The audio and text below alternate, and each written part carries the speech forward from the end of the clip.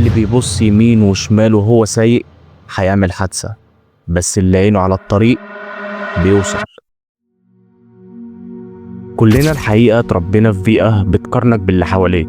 شوف ابن عمك، شوف جارك، شوف ابن خالتك، شوف ابن عمتك، ايا كان مين هو. بس الغريب في الامر ان الناس بتستخدم النوعية الكلام من ده كتشجيع، لكن الحقيقة مش كده. الحقيقة بتجيب نتيجة عكسية عليك. كمان الحقيقة الإنسان بيزرع جواه الحقد والغل والحسد من غير ما ياخد باله من الشخص اللي هو شايف بنظره هو إنه ناجح. استصغر نظره لنفسه، شايف نفسه قليل. وبصراحة إحنا في الحقيقة عايشين في مجتمع تنافسي، بس في جملة لازم تعرفها: أنت ولا مسابق حد ولا أنت عايز تسابق حد. أنت مش في سباق مع حد، أنت في سباق مع نفسك.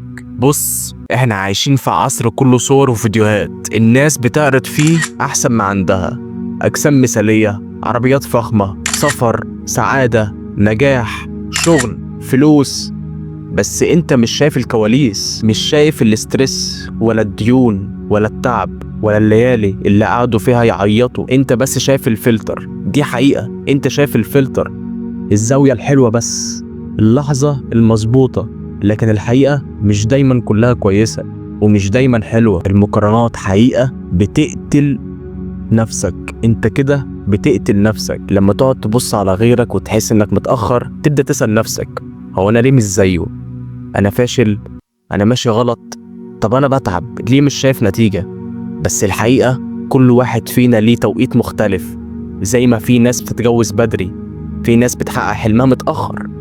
زي ما في ناس بتنجح في سن 20، في ناس بتوصل في سن 40. هي بتبقى معادلة. كل واحد فينا ليه توقيت مختلف عن التاني، وربنا ما بينساش حد، وكل واحد ليه لحظة نجاح هيوصل لها. ما تصدقش السوشيال ميديا، كل واحد عايز يوريك الجانب الكويس بس مش عايز يوريك الجانب المظلم. عقلك بيصدق اللي انت بتغذيه بيه. لو كل يوم بتتفرج على الناس فيديوهات ناجحة ومع عربيات وفلوس وناجحة وهنا وهنا، هيجيلك في نفس الوقت احباط. وانت لسه في البداية، انت لسه بتشوف حياتك ولسه بتعيش سنك، وانت لسه بتقول بسم الله الرحمن الرحيم وبتبدأ وبتشتغل وبتتعب على نفسك وبتسعى. بمجرد لما تشوف حد من سنك معاه فلوس ومعاه عربية ومعاه بيجيلك لحظة احباط وبتيأس وبتحس ان انت مش نافع، وهتلاقي نفسك بترجع لورا. عارف ايه اكتر حاجة بتقتل حماسك، بتدفن الثقة، بتخليك تحس انك مش كفاية؟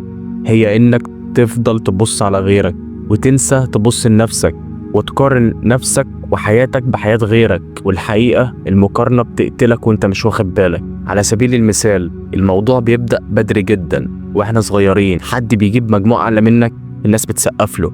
حد بيكسب في ماتش، الناس بتسقف له. فبتبدأ تقول طب أنا فين؟ وتفضل طول عمرك في سباق ملوش نهاية.